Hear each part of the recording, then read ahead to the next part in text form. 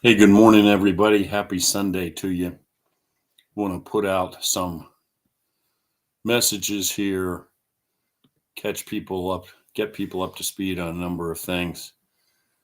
Give you the usual disclaimer, which is I got my co hosts, three sometimes loud dogs, hanging out with me in the office. Hopefully, they won't decide to participate, but if they do, you'll know what's going on. As usual, want to try to use this opportunity to bring people up to speed and get them in the loop on a variety of things that are going on with the coalition. Well, we got a lot of oars in the water. We got a lot of stuff happening across the state. I'm not going to make any attempt to touch on all of that because it's just physically impossible. But just key things. First of all, it's Sunday, December 3rd, right now, 10:41 a.m. Tonight, Sunday, 7 p.m. We're going to have a Zoom call to talk about the war on MAGA. All group leaders in the coalition that are on our leadership list, our contact list, have received the Zoom link for this. Group leaders, it's up to your discretion, as always, who you want to share that link with. There's no reason why it only has to be one person from your group on that call. We've always left that up to group leaders' discretion. If you want to bring in several other key folks on that call, folks for whom the material be particularly applicable, please do so. If you somehow or another can't find that Zoom link that has been sent out to you, then just contact me directly at this stage and I will send it to you. Again, tonight, 7 p.m. Zoom call. Link went out to all group leaders days ago. The topic is the war on MAGA. And what do we mean by that? We mean the war being waged on MAGA, on the American First Movement, on patriot groups, however you want to describe it, by the GOP establishment in the state of Pennsylvania, which has been ongoing for some time. We've talked before about how we have county committees all over the state that are one way or the other forcing out, marginalizing, expelling folks who don't get in line. So one of the key ways this has manifested is that you have county committees run by establishment folks. We have a primary, which theoretically is supposed to be how we choose who the party's nominee is going to be, but then these county committees endorse candidates. So in the primary, I'm not talking about the general election, in the primary where we're supposed to have a level playing field and allow various Republican candidates to run and then let the voters decide who the nominee is, the establishment steps in, puts their thumb on the scale, endorses a candidate, and then disciplines members of the county committees who dare to support somebody other than the anointed one. And by discipline, we mean in a number of cases, they throw you off the committee. Part of the issue there is violation of bylaws. So there are rules for how the county committees have to work. In many cases, the county committees just simply decide to ignore their rules, or their rules were never adopted correctly in the first place. They're out of date. They were never. There are a series of formal requirements for these rules. The bylaws have to be put on record at the county, courthouse, etc. And in many cases, what we find is that the county committees just blow all this off. Their rules are invalid, but they follow them anyway, or the rules are valid and don't give them the power to do what they want, and they ignore that and they adopt different rules. So we have a whole effort underway with the coalition spearheaded by Andy Meehan, Right for Bucks, that has been working this issue for months. We have some strong indication, by the way, that the state party is finally starting to feel the heat from this, because Lawrence Tavis, the chairman, recently sent a message out statewide saying that basically telling the county committees they need to get their bylaws squared away. So obviously some smart lawyer on his side has advised him that you got a problem here, buddy, because they have a case, and the litigation that has been started has a very high probability of success. So they are scrambling now. There are a lot of other elements to this fight, though. So, for instance, out in Butler County, patriots out there have organized utilizing the precinct strategy that we're always pushing, and they have acquired a majority on the county committee. They've taken control of the county committee, and now the state party is just deciding not to recognize them, to just ignore that and ostracize them, despite the fact that, according to the rules, they are now the majority. So, what we're going to do is we're going to have a Zoom call starting tonight at 7 p.m.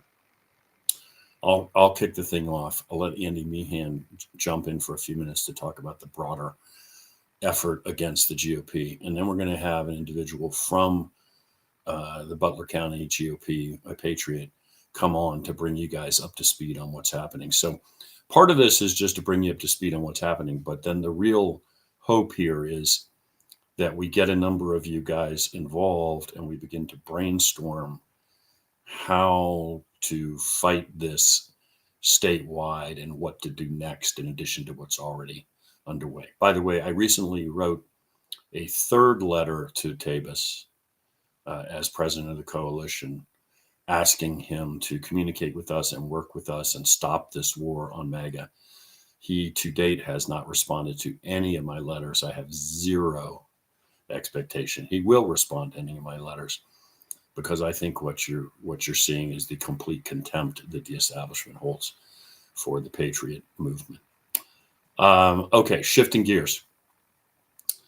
We are organizing another Zoom call that we will send out word on probably sometime in the next week to 2 weeks. Get this done before we get too close to Christmas, hopefully. And the focus of this is going to be an online program called Kooth, Kooth, Kooth. So some of you are probably really familiar with Kooth. Others of you probably have never heard of Kooth. The whole purpose of this call will be to really educate you on how it works and why it's important and what the danger is. And we're going to get somebody, hopefully from the Citizens Alliance of Pennsylvania, to jump in as the sort of duty expert on the topic. Kooth, in brief, is an online mental health program in quotes, out of the UK that is now being peddled in the United States. And it is in Pennsylvania and is beginning to make its way into school districts. It is often making its way into school districts not only without the knowledge of parents, but without the knowledge of school boards, frighteningly enough. And essentially, it's pushed out to kids as you get online and you somehow or another access resources and get counseling for mental health programs, because supposedly we have some epidemic of mental health problems with particularly high school kids.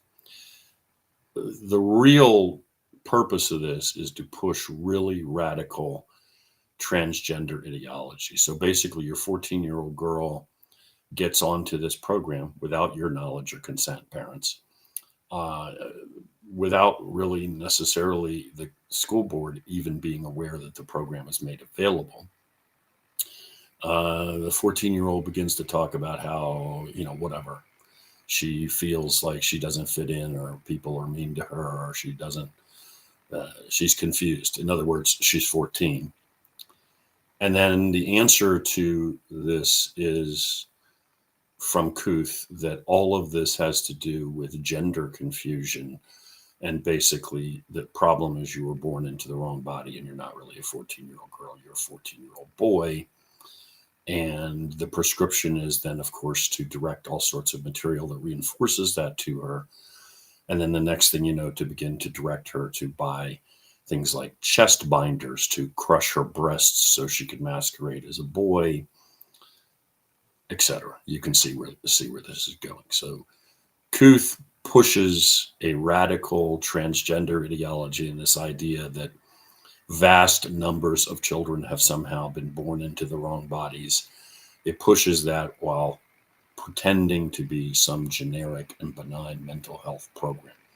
It is in Pennsylvania now. It is being pushed in schools. Our legislature is, of course, doing nothing whatsoever to fight this. So stay tuned. Sometime, as soon as we can firm up a date and time, we're already talking to the folks who are going to present As soon as we can firm up a date and time, we're going to get another Zoom call going where we are going to have these individuals present and really bring you up to speed on the details of Couth and how to fight it and how nefarious it is. And of course, then give you the opportunity to be in contact with them and relying upon them as resources going forward. Again, Couth, Kooth. You can go online, you can research it. Be aware, of course, that if you're using Google, the first 25 hits you're going to run across are going to be hits that tell you that Couth is the greatest thing since sliced bread. And you're going to have to dig a little bit before you get to the reality. Okay, be advised also, shifting gears again, we have a number of primary challenges firming up all across the state against incumbent GOP types that have demonstrated that they're on the wrong side of the issues. The poster child or the flagship race is probably the one down in Coreyville area against Brian Cutler, the chief scumbag of the General Assembly. But this kind of thing is firming up. Been a lot of effort by a lot of people all across the state. I can tell you the coalition's attitude toward this is we came up with a target list many months ago. We reached out to all the groups in the districts where we had targets identified and asking them if they were willing to participate in these efforts and basically do the heavy lifting in regard to these primary challenges. In a number of cases, in most cases, the groups rogered up and are involved, and we now, in a number of situations, already have candidates identified. Things are moving. In other cases, we reached out to local groups and basically said, hey, do you guys want to get behind this? And what we got was a lack of interest or a lack of optimism that they could achieve anything. The coalition's attitude is, look, we don't have the capacity from the state level to come in and run this kind of effort locally. If you want to take on an incumbent that you're disgusted with, you guys are going to have to jump in, participate. You guys are going to have to provide the muscle. We'll work with you, but we're not going to push anybody uphill if they won't get in the fight. So there are some key targets that are still out there. Kim Ward is an example who absolutely needs to go in the state Senate. But we have so far, and we found plenty of groups that tell us that she needs to go, and nobody who says they're willing to do the work to make it happen. If there are folks out there that have changed their minds, or folks out there that were somehow inadvertently left out of the loop and now think, yeah, look, we 100% want to work with the coalition and go after this target, please reach out directly to me, reach out to the coalition and talk to us, and we're more than happy to engage. But again, it's got to be a collaborative effort from the state and the local level. If you've got a local rep and you're disgusted with him or her and you want to get rid of him, well, then you're going to have to get in the fight and work with us on that effort. Last thing real quick, and yes, that is a golden retriever you see wandering around in the background, is I want to remind everybody of the initiative that the coalition is pushing in cooperation with Audit the Vote. And really, this is all credit to Tony Shoup for crafting this and creating the website, and as usual, doing all the hard work. This is our initiative to do things at the local level, the county level, to positively impact the 2024 election, because the state legislature shows every indication of doing absolutely nothing. It breaks down to three components. First of all, no drop boxes. Every county has the authority to decide whether there will be drop boxes or not, because drop boxes were never part of the legislation, Act 77. They were winked into existence by the PA Supreme Court. Each county can have them or not have them. So we have the complete capacity at the local level in Pennsylvania to make sure there are no drop boxes in 2024, and that entire issue and the whole 2,000 mules potential for a replay of 2,000 mules goes away. The counties can do that. You can get your counties to make sure that is not the case. In other words, they don't opt in. The second plank is to demand, for the counties to demand, that all mail-in ballots go back to the county level, to the precinct level, I'm sorry, to be counted. So if you're not aware of this, when you vote at the precinct level in person, the votes you cast are counted there at the precinct with all of the safeguards developed over many, many years for oversight. If you mail in your ballot, it doesn't go to the precinct. It goes to like a central repository, and it is counted functionally, basically behind a black curtain where nobody has any real clue what the hell is happening. So what we are pushing is for the counties to say, listen, we're not sending our vote totals forward. The precincts are not sending their vote totals forward until they know all the votes that were cast in the precinct. And that means not just the in-person votes, but that means all those mail-in ballots. They were mail-in ballots from that precinct. So you send them back to the precinct where they will be counted subject to all the safeguards. And then we'll send our vote totals forward. And then the county can compile them, and then the state can compile them. That's got to be the way this works. We're not sending you partial totals from the precinct in effect, and then trusting that you will add to them numbers at the state level without any oversight. It is our position that legally the counties can do that. Demand all mail-in votes go back to the precincts to be counted. And the final plank here, is for the 2024 presidential election, for the counties to put in place measures to require that all of the presidential votes will be hand counted. So we're not going to rely on any machine tabulation for the 2024 presidential election, but the counties are going to insist that at every precinct level, all those mail-in votes returned, and now we're going to do a hand count. All those voting machine issues, software issues, everything else, we're going to resolve those by making them irrelevant in effect. Those are the three planks. Encourage every group to be demanding that their counties do this. If you go to the Audit the Vote site, you will see all the information on this and how to sign up and how to be in contact, how to get more information on it.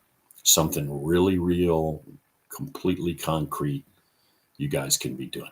Okay. Last thing before my dogs finally get off the floor and go berserk chasing something outside. Reminder, tonight, Sunday, 3 December, 7 p.m., jump on this Zoom call. All group leaders, you already have the Zoom link. This is the War on MAGA. If you can't find your Zoom link, contact me. Contact Pam Denlinger. Get the Zoom link. I'll send it to you. Group leaders, again, your discretion. You want to have multiple people on the call, key folks in your group, please do. We're going to try, as always, to keep this to an hour, and I will speak very briefly. Then we got Andy teeing things up. Then we got Butler County Patriots bringing you up to speed. And then hopefully, as usual, we keep somewhere close to 30 minutes for back and forth and answering questions this is, again, the whole idea is to bring you up to speed, but really to start a conversation, to start a dialogue statewide. What are the other things we can be doing? Because there got to be lots of other things we can be doing, should be doing, pushing back on the establishment, trying to crush the MAGA movement. Okay. I'll let you guys go. I know you got football to watch. I will be on the call tonight with everybody. Talk to you then.